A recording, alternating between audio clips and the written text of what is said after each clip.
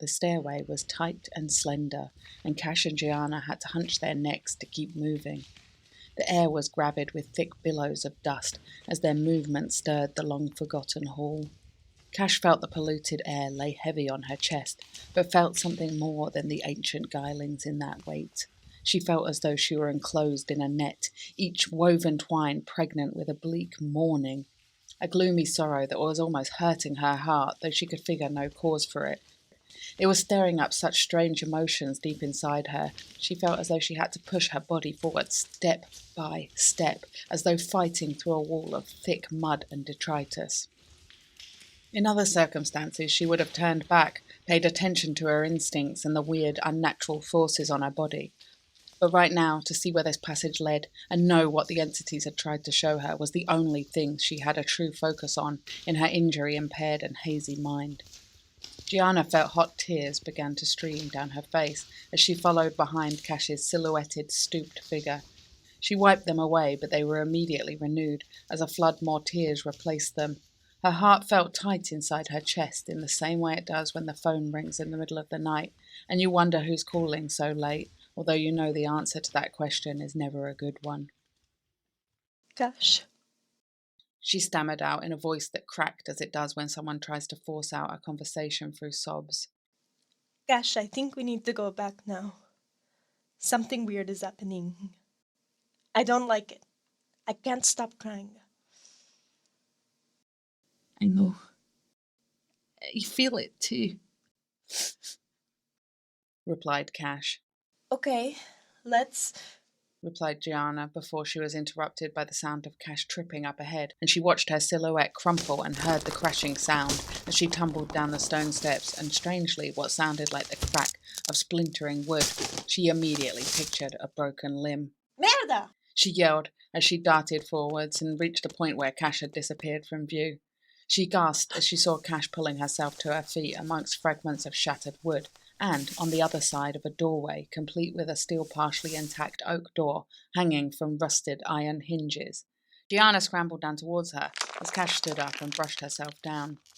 As her surroundings came into view, she froze. Gianna crashed into the room, losing her footing as she stumbled across the uneven floor and collided with Cash, grabbing onto her torso to stay upright. Sorry. Are you... Gianna screamed in terror as she saw what Cash saw. Mangled bodies leered at them from all directions. They stood in a vault, adorned with carved stone arches. Each and every wall was decorated with corpses, seemingly purposefully manipulated into a posed scene. Skeletal cadavers, jaws lolling open, only held in place by frayed and rotting strings of tendons. Faces frozen in silent, eternal screams stood along the walls, organised like voiceless sentinels guarding the abominable vault. Between them lay stacks of loathsome, twisted corpses, obviously long dead but strangely and hideously preserved. Their limbs and flayed open wounds and fetid holes and sores seeped into one another, turning them into one mutant organism like a rat king. Fat leaked from the seams of these hoary organic craters and lay in solid gelatinous globules, reminiscent of candle wax that's dried and been added to repeatedly over time until it forms a frozen waterfall of creamy droplets. Each and every one of these towers of the dead had their face turned towards the centre of the vault where Cash and Gianna stood, like an audience waiting for a show to start. Their many rotted and empty eye sockets, some stocked with wriggling maggots, evocative of the cells of a honeycomb. "What the actual fuck?" said Cash as pure terror and nausea fired through her body and propelled her into immediate action like galvanism. "Let's get out of here, now!" She grabbed Gianna's hand and pulled her as they bolted towards the entrance. Abruptly, she stopped in her tracks as she saw it, the change of pace yanking Gianna into a halt too. Propped up and leaning slightly forward away from the wall and pinned to its stone backer with handmade railway spikes driven into the cracks in the stone, displayed similarly to the way an entomologist would display a prize specimen in a case, there the creature stood. Instantly recognisable, the twisted birdcage structure dangling from its ribs, its remaining yellow-tinged skin hanging from its exposed jawbone. "It's him! I saw him!" brought us here?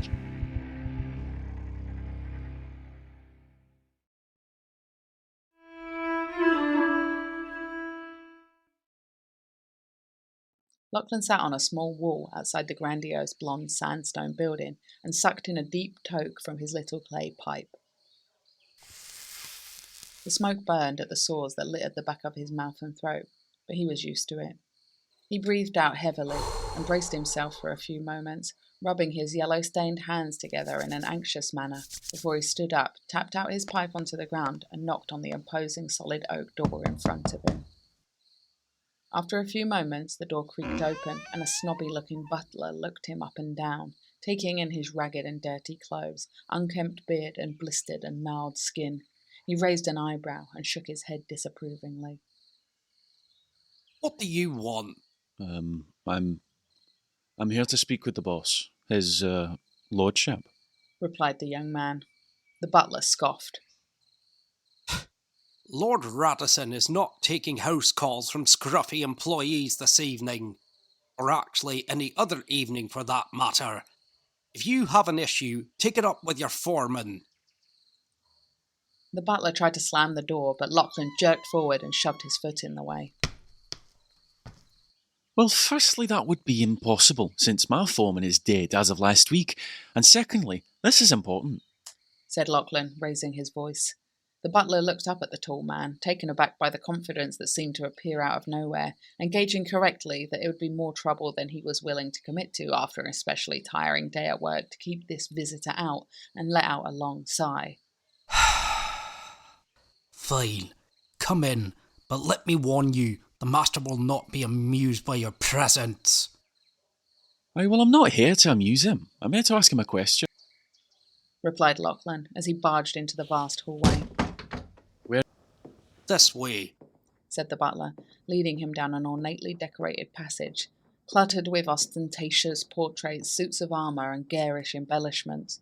Lachlan rolled his eyes as he imagined how much this all must have cost, and thought about his own meagre and unfit living arrangements at the bottom of this rich arsehole's ladder.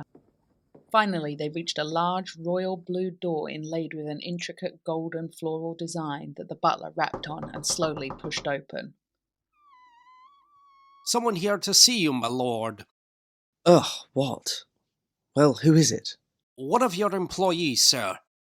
Oh, is it Giles? I've been waiting for him to come over, but honestly... No, sir, it's... The butler quickly leaned out of the doorway. What's your name? Lachlan Baxter. It's Lachlan Baxter, sir. Who? Tired of this weird and unnecessary aristocratic formality, Lachlan took the butler by the shoulders, moved him to one side, and stepped into the room. Me, sir. Baron Radisson raised an eyebrow. Where have you come from? The factories? What on earth are you doing here? Radisson's eyes drifted down to Lachlan's muddy boots. Getting filth all over my antique Persian rug? Gregor, sort this mess out at once. Yes, sir, right away, replied the butler, scurrying out of the room. All right, you. Don't just stand there polluting my office with your clearly unwashed, well, everything. Out with it then, boy. What do you want? I was wondering, sir. You see, my sister, she's pregnant. Very pregnant, actually. She's about to burst. Doctor says it'll be this week for sure. And, well, she's not doing so well with her health. So I was thinking maybe you'd allow me to take a couple of days off to help her out. Just until the baby's born. It'd mean everything. I'd be really grateful.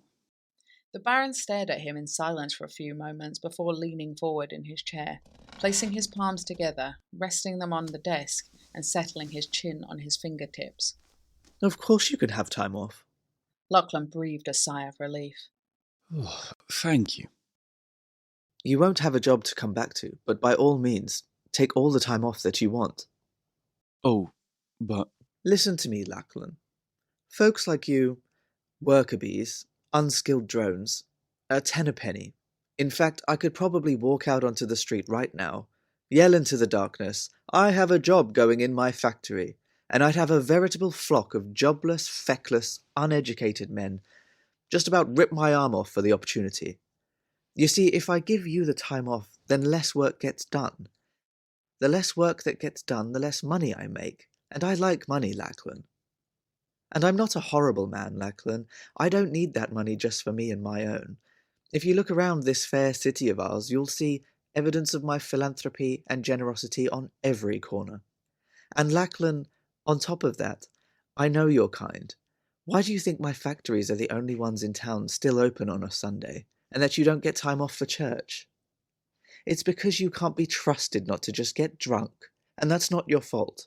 You just don't have the mental capacity to aspire to do more, to learn to question the world around you. No, you need to be given a purpose, kept occupied, never left to your own devices, and I provide that for you and all of your co-workers.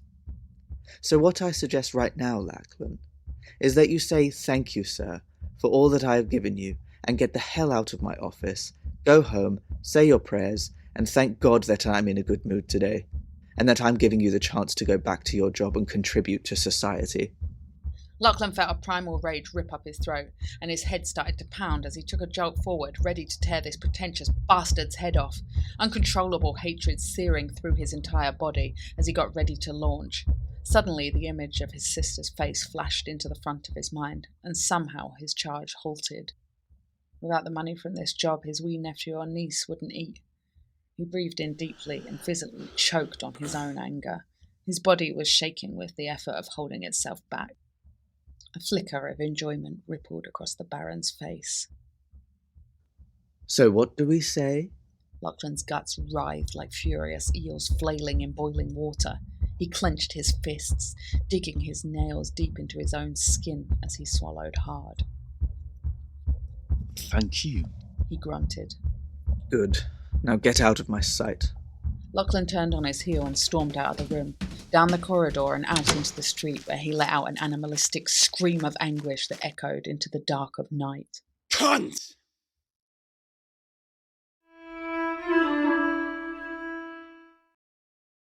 Lachlan stomped up the worn stairs of the tenements, feeling defeated, dragging his feet, his shoulders sagging, his brow weighed down with a frown.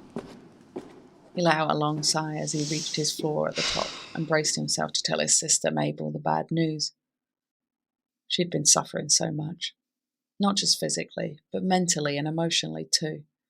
Her lad of 3 years had gone out for a celebratory drink after she'd told him they were expecting, and he'd just never come back, leaving her a mess and Lachlan the only person she could rely on.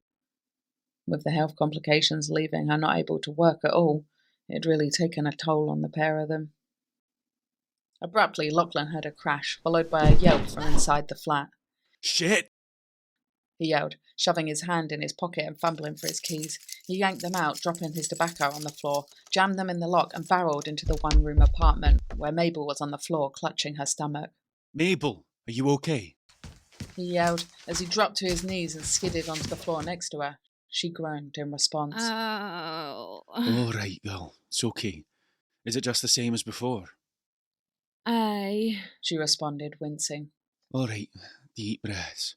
I'll get that herbal stuff Ida downstairs gave you. Lachlan scrambled to his feet, ran to the corner and grabbed a small brown glass bottle off the table in the corner, wrenched it open and handed it to his sister, who downed a huge gulp, her face contorted in pain. He sat by her side and stroked her back comfortingly. Finally, after a few minutes, Mabel gripped her brother's arm and pulled herself into a sitting position. Thanks, brother. Of course. So, aside from what just happened, how was your day?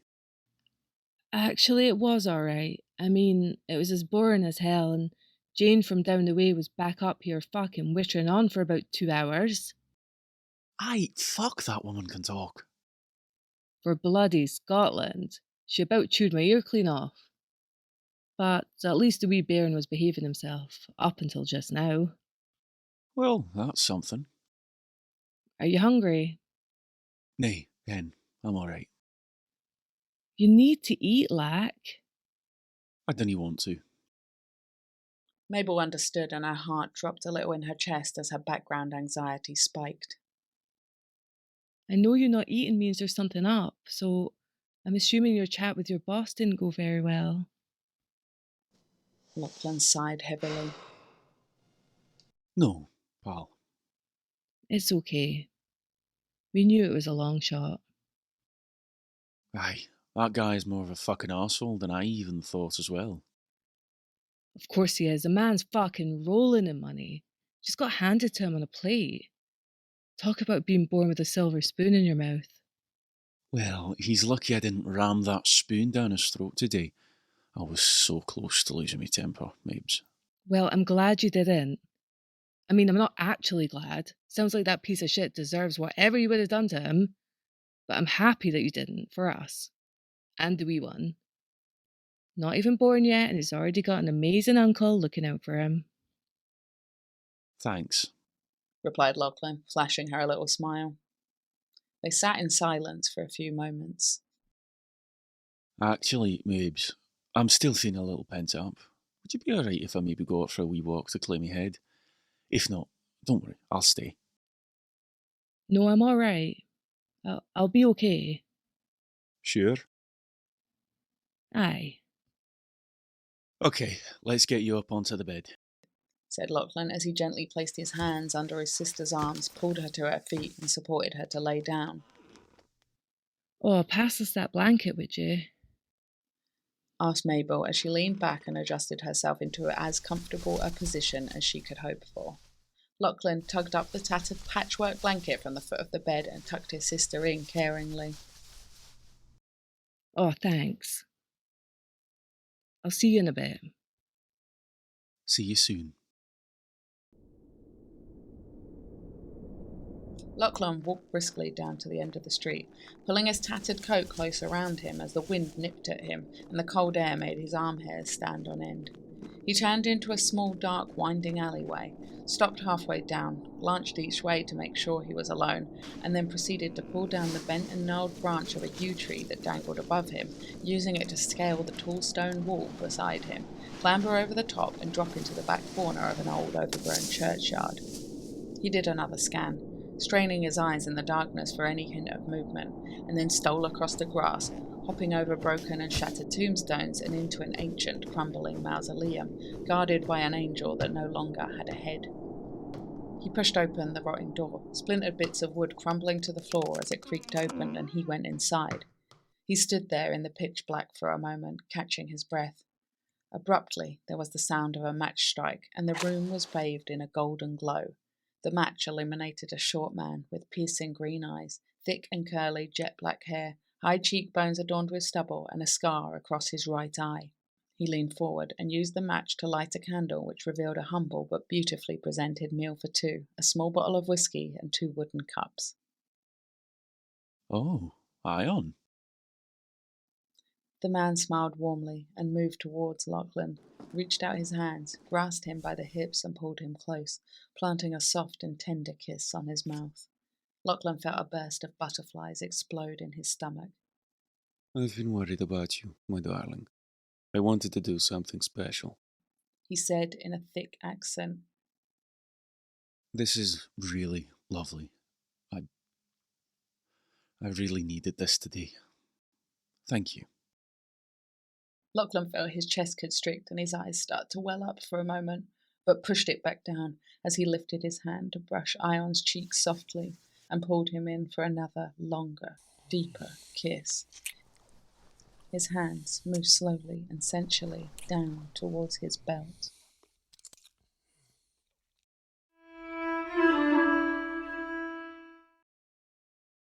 Kian looked up from the bottom of a deep cavern.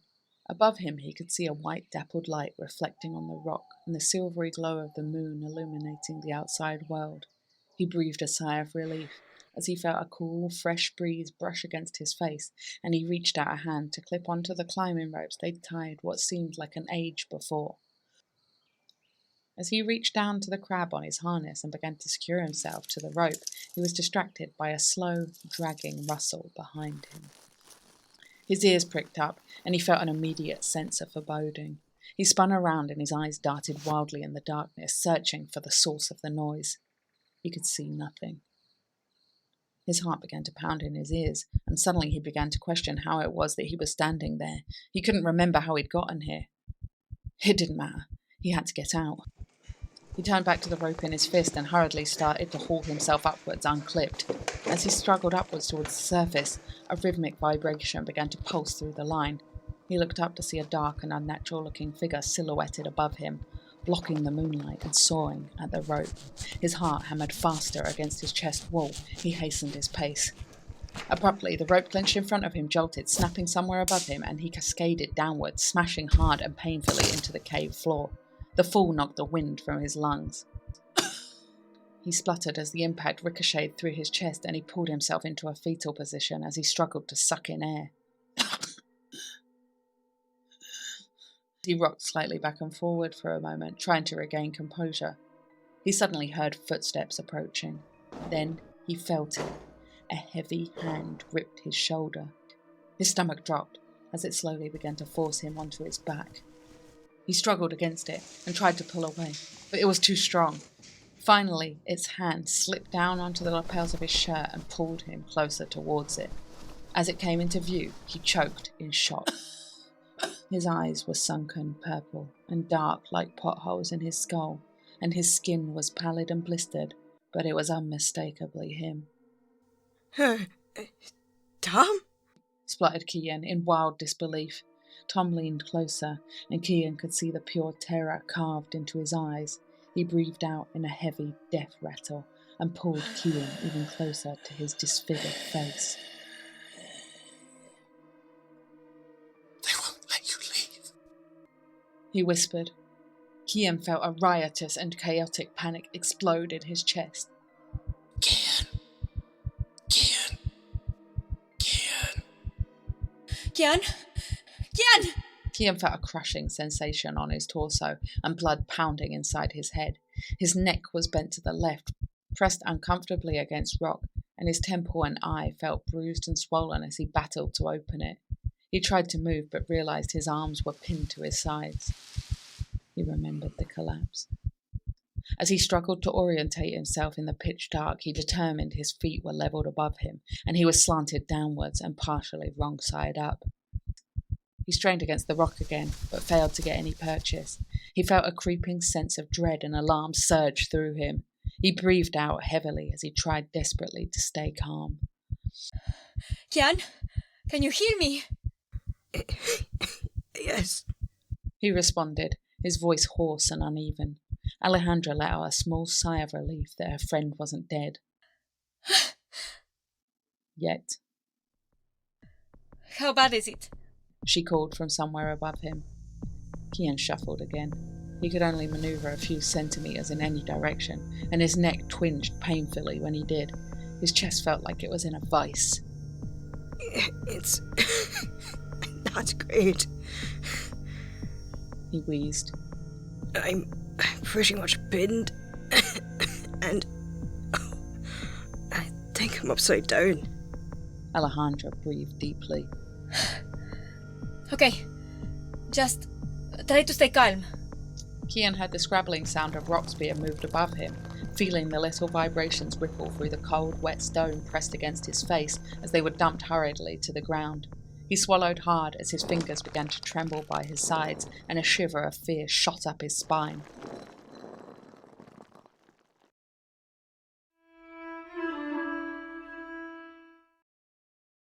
Even though outside frost had coated the ground thick and crisp, inside the factory was hot and sweaty.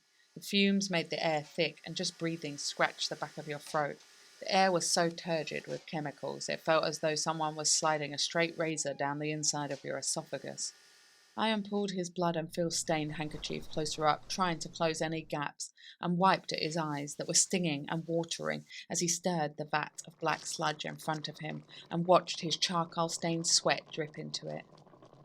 He tried to zone out like usual and think of all the nice things he and Lachlan might get up to in their spare few hours after work, or imagining what a future might look like if they could ever leave the city. All his daydreams featured Lachlan.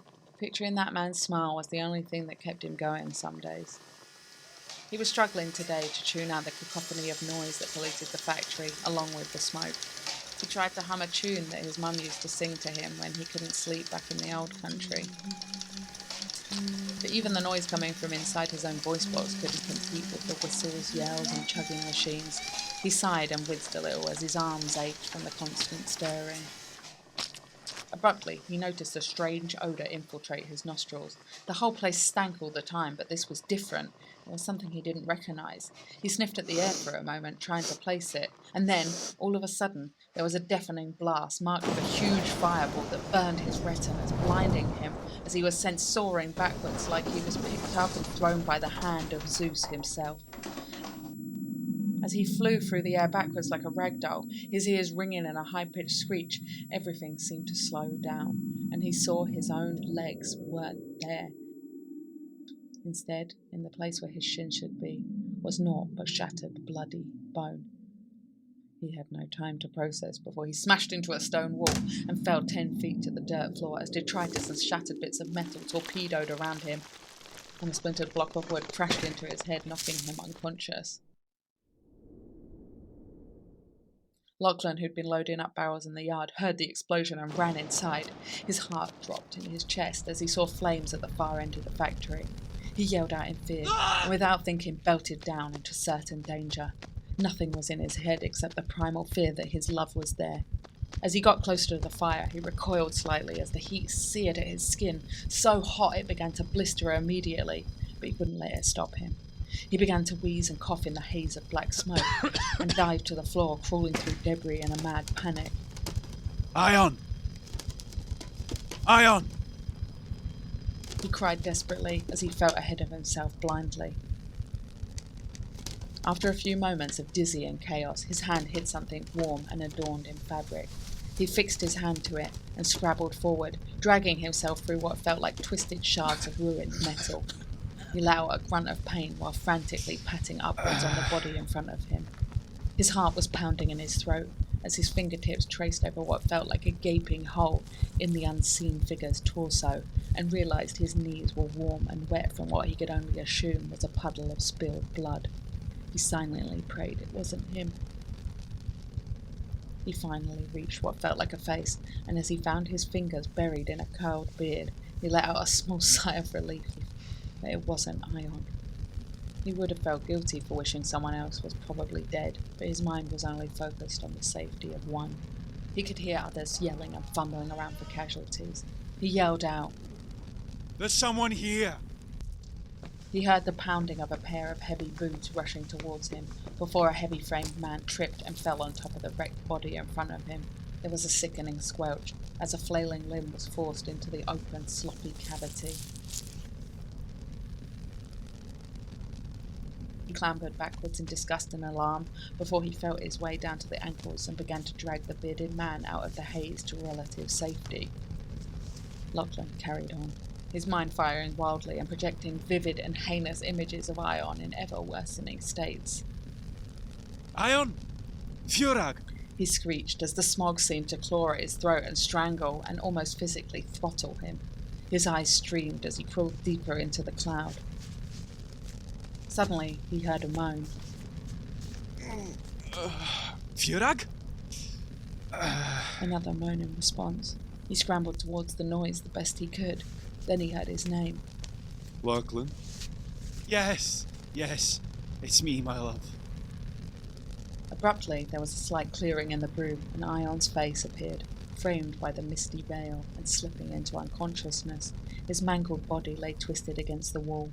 His eyes were barely open, and his face and body was covered in soot. Little embers burned holes in the fabric of his clothes, and his writhed, exposed, calf sinews dangled from his ash-riddled and splintered bare shin bones. Lachlan's heart stopped, and he felt as though the air was physically forced from his lungs as his insides clenched as though he'd been punched in the gut. It seemed as though the air was sucked from the room. The chaos around him melted into a din that sounded like it was underwater. He froze for a moment in shock before his autopilot kicked in. Before he knew what was happening, he was next to his love's side. His shirt was off and he'd applied tourniquets to both legs below the knee. The next hour seemed to roll by like slides in a stereoscope, framed moments that barely made sense in Lachlan's mind. Dragging Ion from the smoke, running beside him and the other worst wounded casualties in the back of a local butcher's cart to the hospital, and then losing him in the pandemonium of the intake. Sitting outside the hospital, chain-smoking, and not knowing if he would ever see him again. anxiety tapping incessantly at the inside of his skull, and his heart feeling like a fretful and frenzied hound locked inside his chest, scratching and scrabbling at his ribs, whining to get out, tearing and yanking on his heart with pointed teeth, and slamming it erratically and fitfully into his sternum and up to the bottom of his throat. He sat there for hours. The world went dark around him.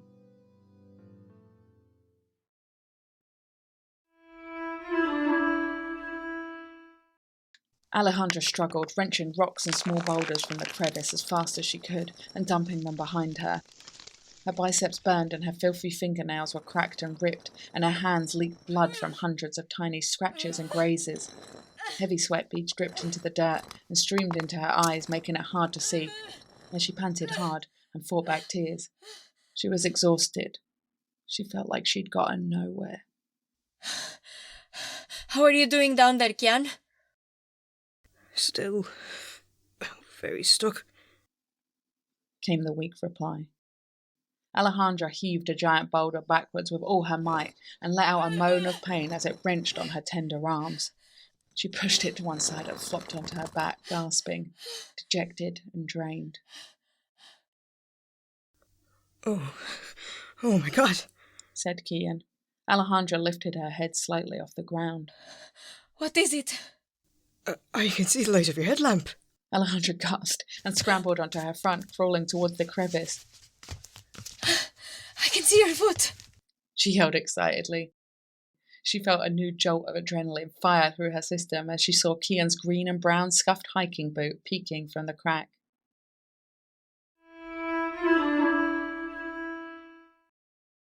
Baron Radisson sat playing with his ginger-tinged moustache and taking on a portrait of himself he recently had commissioned to be hung in the library of the boys' school he'd just made a donation to at his mother's behest.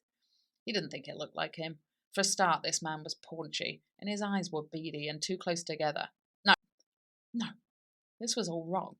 This artist was a hack, and he for one would not stand for being misrepresented this way. He slammed his hand onto the bell on his desk, and within moments Gregor appeared. Yes, my lord? I hate this painting. Oh. Look how fat he's made me. I'm not that fat, am I?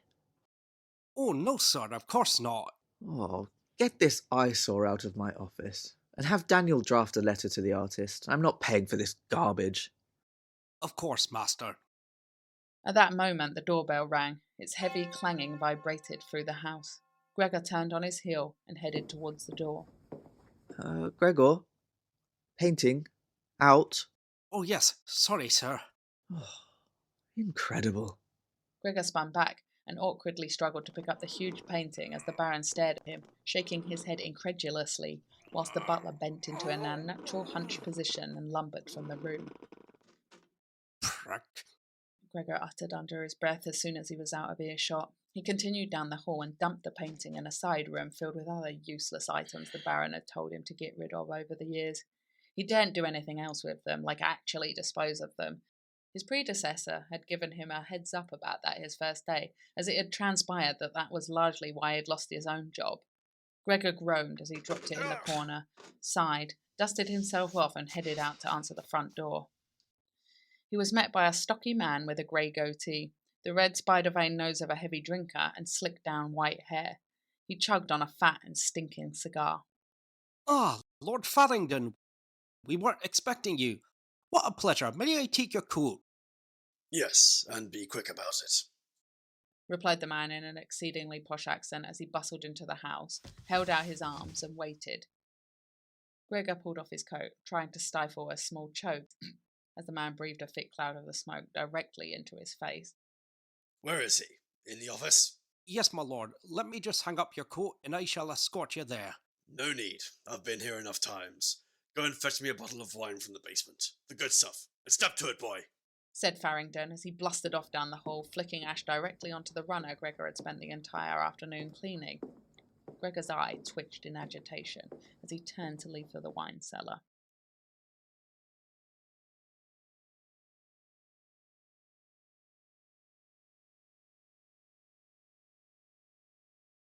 The Baron jumped with a start as the Lord barreled into the room. Jesus, Monty. You scared the living daylights out of me. Oh, really? That's what you've been doing to us all down south. What? Have you not seen this morning's papers? What? No. Is there some reason I should have? Yes, there's a bloody reason. Look at this. Monty ripped open his suit jacket and yanked out a rolled-up newspaper from the inner pocket and slammed it onto the table. Alfred leant over and saw a photo of his factory. A man sat in a wheelchair in front of it, his legs missing from the knees down, blood-smeared bandages covering what was left. He was surrounded by a group of workers. Blood-stained hankies, as was common amongst the factory workers, hung around their mouths and necks. The headline above it read, "Expose reveals Radisson Chemicals responsible for horrific and dangerous working conditions. Workers demand rights." The Baron looked confused and taken aback. But we've had the plant for years. People die and get sick there all the time. Why on earth would they suddenly start caring now? That's just the life of the working class. I mean, if anything, a shorter life means less time on this earth enduring their miserable existence. I know that's always been the way, Alfred, but times are changing. These liberal bloody hooligans are rife these days, demanding fucking rights for workers and all sorts. You'd think they'd be more grateful. We provide for them, we pay them, we give them housing, they suck on our teats like helpless animals for Christ's sake, and yet they still find stuff to whine about. The problem is, for some unknown reason, these yahoos are making waves now, and we need to be careful not to get caught up in this shit. If the government, or God forbid the lawmakers or medicine men, start poking around in our business and find out that we know how bad this stuff is, we could find ourselves in hot water, and there's far too much money at stake. So what are you saying? I'm saying, get into that factory of yours and get rid of anyone who looks like they've had an accident or looks sick, and anyone you think might be a rabble-rouser while you're at it. So fire them. God no, man! Then you'll have a bunch of even more disgruntled employees going to the media and running their mouths. Think, man! Think! Sorry, so I should do what? I don't fucking care what you do, Alfred. Just dispose of this problem with immediate effect and keep it stumm. Alfred nodded slowly. At that moment, Gregor entered the room, carrying a silver tray with a wine decanter and 2 glasses perched on top. Oh, fucking finally the wine's here. I thought I told you to be quick, boy. Oh, sorry, Give me that. Interrupted Monty rudely as he grabbed the entire decanter and downed huge gulps of wine, draining most of the bottle, before throwing it back down on the tray and wiping his mouth with the back of his hand. Right, I'm off. Get it sorted, Alfred. If I have to come back here again, there'll be hell to pay. Got it? Yes. Margaret Radisson sat at her vanity table, applying a deep red lipstick and admiring her own handsome face, whilst cursing her pig of a husband for trying to fuck her over for his newest floozy. She'd never given a shit about him and his carryings on. She'd never even liked the man. She'd just done whatever she had to keep as much of her own independence and financial freedom as possible. It's not like she didn't have her own fun with, well, whoever she wanted, really. But society meant that she had to be far more secretive about it. But this time he was taking the piss, trying to give this woman access to the family fortune, threatening money that, had she been born a man, would have been hers and hers alone.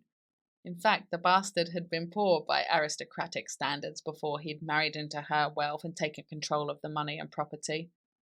Margaret was a problem solver, though. She'd just need a little time to concoct the perfect plan to get that gold digger out of the picture. Just as she settled back in her chair, her brain firing with options and cold calculations, there was a knock at the door. Yes? She answered, before turning around and watching her son appear in the doorway. She rolled her eyes. Hello, Mother. Oh, Alfred. I thought I told you to make an appointment if you wanted to see me. Yes, I know, but... But nothing. I'm a very busy woman and I don't have time to be bothered by you unannounced. Mother, this is important. There is a situation. Oh, yes, of course.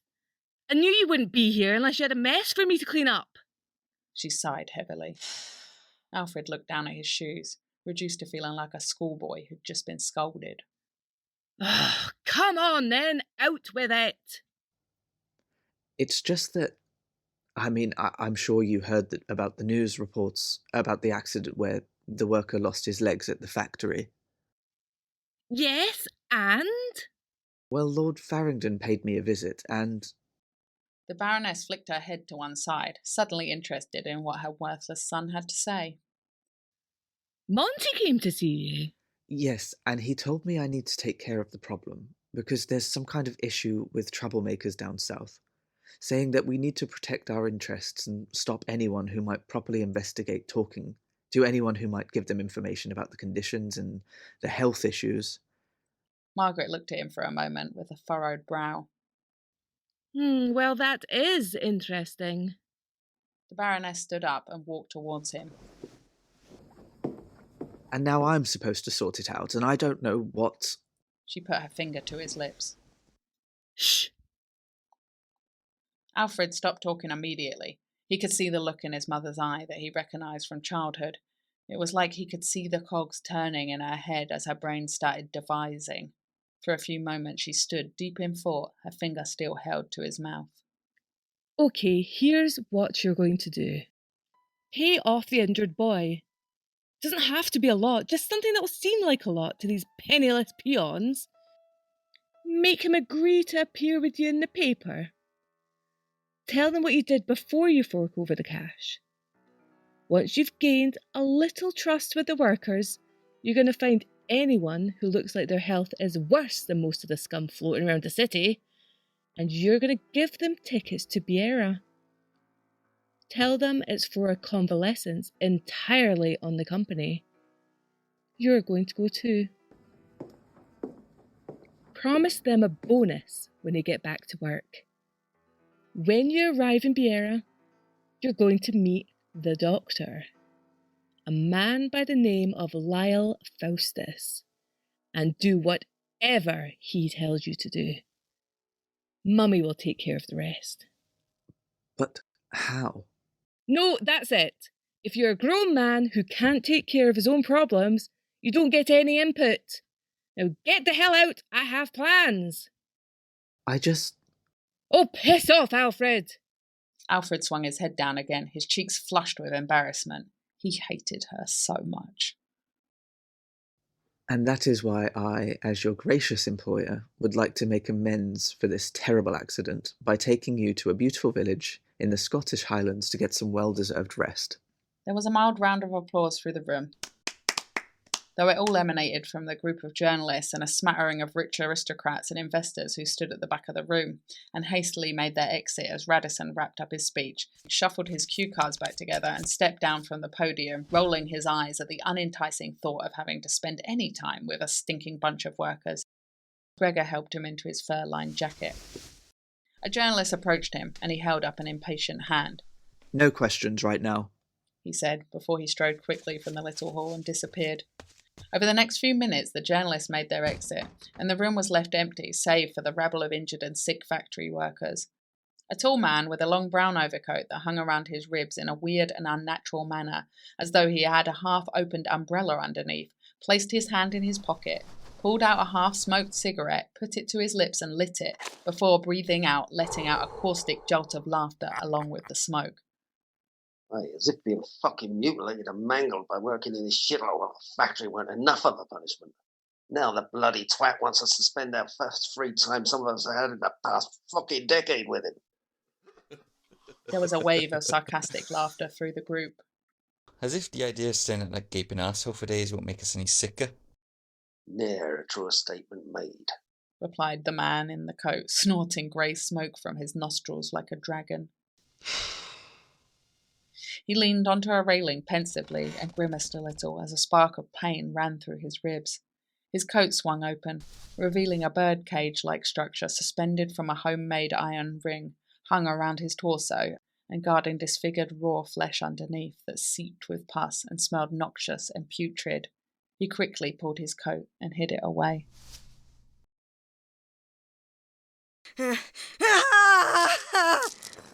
Kian yelled as Alejandra fell backwards for what felt like the 1000th time as she desperately fought to free him from his stone jail.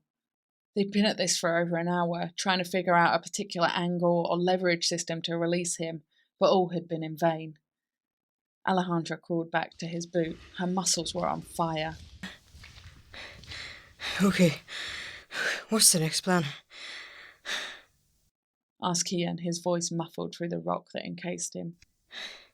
Maybe if I can just manage to move my... Kian? Interrupted Alejandra. She sighed in frustration and anguish. She knew in her heart she wasn't going to be able to get him out alone. I have to leave you here and find the others. I can't do this on my own. She hesitated. And time is precious right now.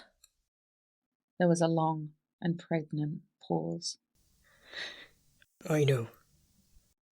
Kian felt his heart start to race and fought every instinct to lose his head. The air felt thicker, and he felt as though he could physically feel the oxygen levels lowering. He breathed with as much control as he could and shoved the rising panic downward towards his belly.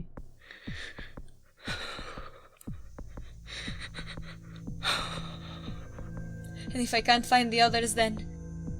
well, then going back down to Viera for help might be...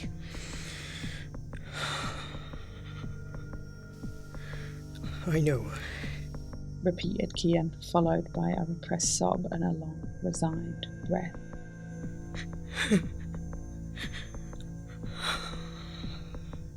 I'll be back as quick as I can. I promise.